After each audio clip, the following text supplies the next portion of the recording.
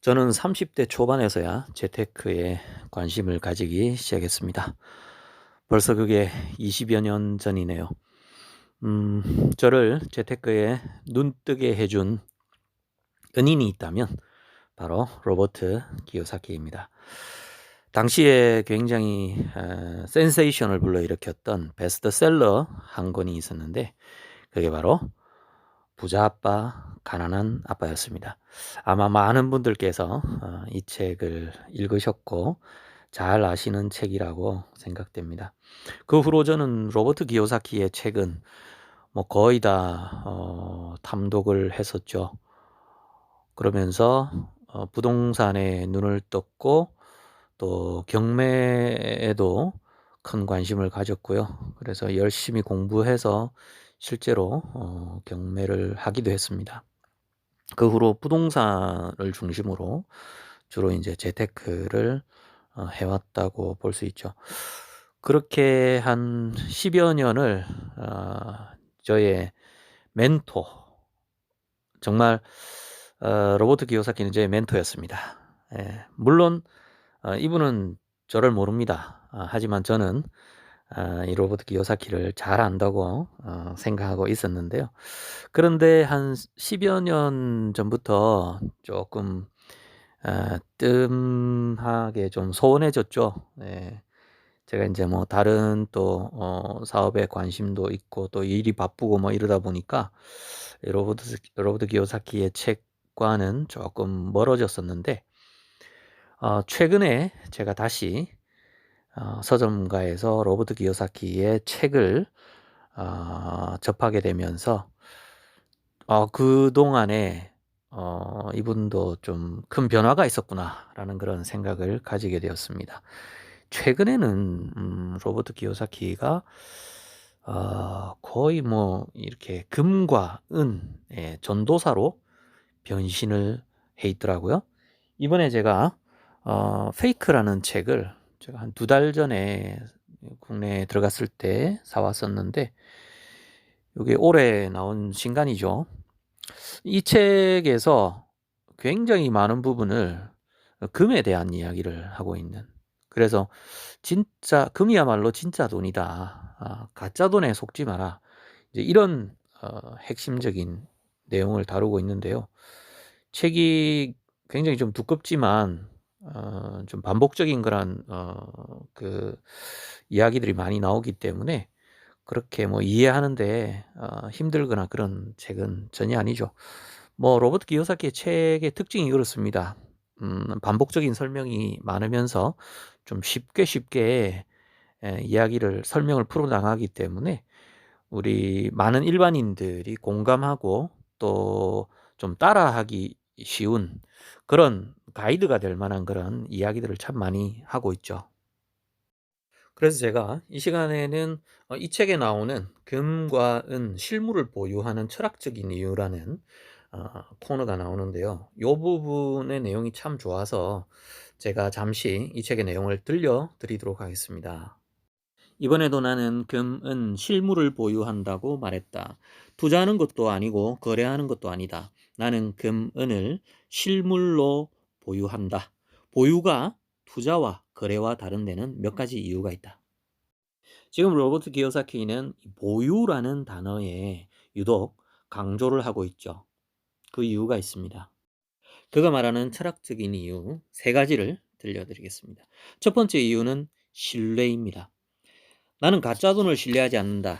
그리고 나 자신도 신뢰하지 않는다. 나는 내가 모든 것을 알지 못한다는 것을 알며 모든 해답을 갖고 있지도 않다. 하지만 나는 미래를 예측할 수는 없다고 해도 미래에 대비해야 한다는 것은 안다. 나는 정부와 은행, 월스트리트를 운영하는 엘리트 계층을 신뢰하지 않는다. 나는 가짜 돈을 찍어내는 누구도 신뢰하지 않는다. 내가 금, 은, 실물을 보유하는 이유는 그것을 신뢰하기 때문이다. 나는 진짜 돈을 신뢰한다. 금과 은은 지구가 탄생했을 때부터 존재했다. 금과 은은 바퀴벌레가 존재하기 전에도 여기 있었고 바퀴벌레가 멸종한 뒤에도 여전히 남아 있을 것이다. 나는 신의 돈을 신뢰한다. 로버트 기요사키는 금을 신의 돈이라고 극찬합니다. 그가 왜 금을 신의 돈이라고 말하는지 그 이유들은 이 책 곳곳에서 등장하기 때문에 제가 오늘 방송에서는 생략하도록 하겠습니다. 두 번째 이유입니다. 감당할 수 있는 비용. 1965년 미국 정부가 은화에 저렴한 금속을 섞어 가치를 저하시키기 시작한 이래 모든 미국의 은주하는 가장자리에서 구리의 흔적을 볼 수 있게 되었다. 당시 똑똑하기로 이름났던 나와 같은 반 동급생 패트릭은 동전에 구리 테두리가 나타나는 이유를 조사하고 은값이 올랐기 때문이라는 사실을 알아냈다. 비용이 증가했기 때문에 은화를 더 저렴한 가격으로 만들어야 했던 것이다. 은은 당시 성장 가도를 달리던 전자부품과 의료산업 그리고 불순물 정제 등 여러 산업 분야에서 유용하게 쓰이는 귀한 금속이었다. 오늘날에도 은의 사용은 더욱 증가하고 있다. 그때 패트릭과 나는 10센트와 25센트 은화를 모으기 시작했는데 오늘날에도 전 세계 거의 모든 사람들이 진짜 은화를 살 수 있다. 10센트짜리 은주화는 개당 1.5달러에 쉽게 구할 수 있다. 1.5달러짜리 동전도 살 수 없는 사람은 다른 문제가 있는 것이다. 미국의 아메리칸 이글 은화의 가격은 약 20달러다.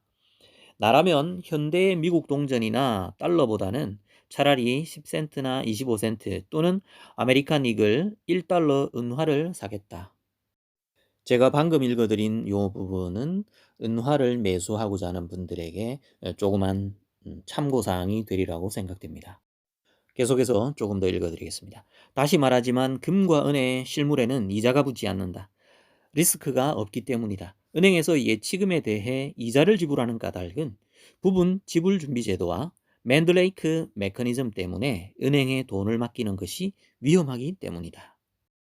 여기서 로버트 기요사키가 말하는 부분 지불 준비 제도와 맨들레이크 메커니즘은 그냥 간단하게 말씀드리면요. 고객이 은행에 예치한 돈과 금을 바탕으로 해서 은행이 아주 복잡한 금융공학을 통해서 엄청나게 많은 돈을 찍어내는 시스템을 말하는 것입니다. 이 말은요, 은행이 실제로 은행에 보관하고 있는 돈이나 금보다도 훨씬 많은 양의 돈과 금을 대출을 해주고 있다는 것입니다. 이제 세 번째 이유입니다. 복잡성 대 단순성. 나는 1972년에 약 50달러를 들여 생애 최초로 금화를 손에 넣었다. 그때만 해도 세상은 단순했다.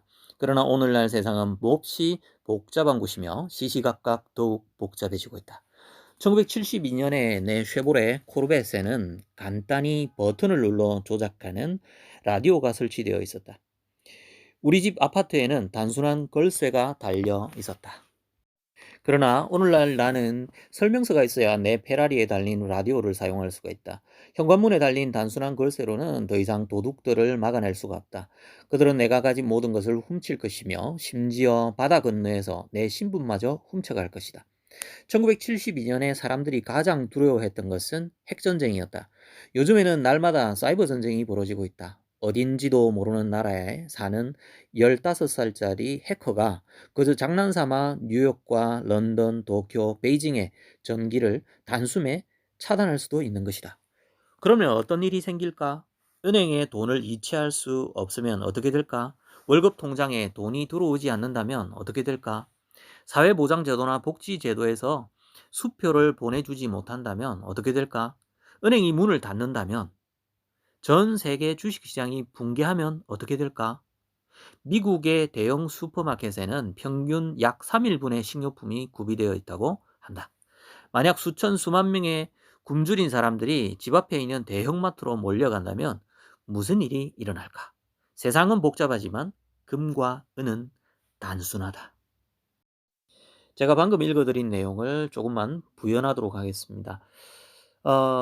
여기서 복잡성과 단순성이라는 세 번째 이유를 로버트 기요사키가 들었는데, 여기서 이 복잡이라는 단어는 우리가 지금 살아가고 있는 이 자본주의 사회, 자본주의 경제 메커니즘의 복잡성을 이야기하는 거죠. 그래서 흔히 우리가 오늘날 우리가 살아가고 있는 이 세상은 복잡계이다라고 이렇게 표현을 많이 합니다. 솔직히 그렇지 않습니까?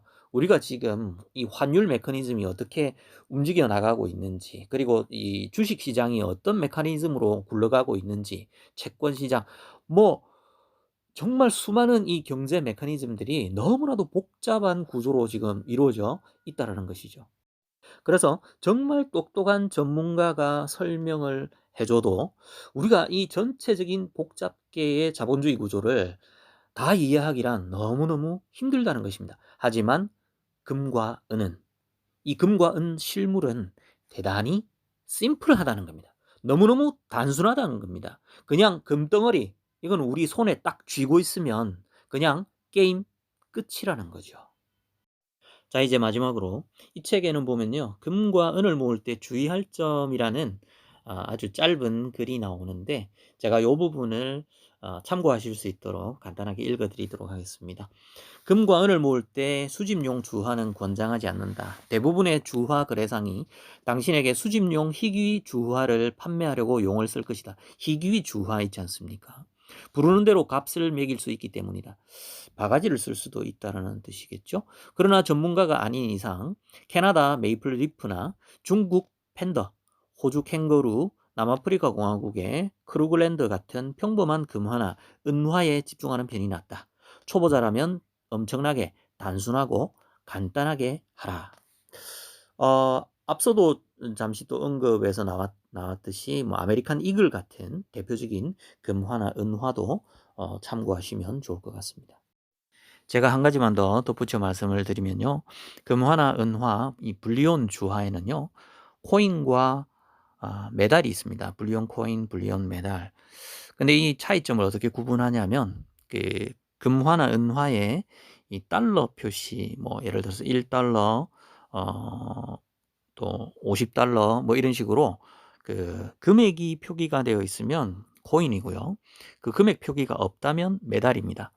여기서 말하는 그 로버트 기요사키가 권장하는 금화나 은화 수집의 방법은 바로 불리온 코인을 의미한다라는 걸 이해하시면 좋을 것 같습니다. 요거는 참고하시면 좋을 것 같고요. 이 시간 방송은 조금 길어진 것 같습니다. 끝까지 함께 해 주셔서 감사합니다. 코멘트 TV였습니다.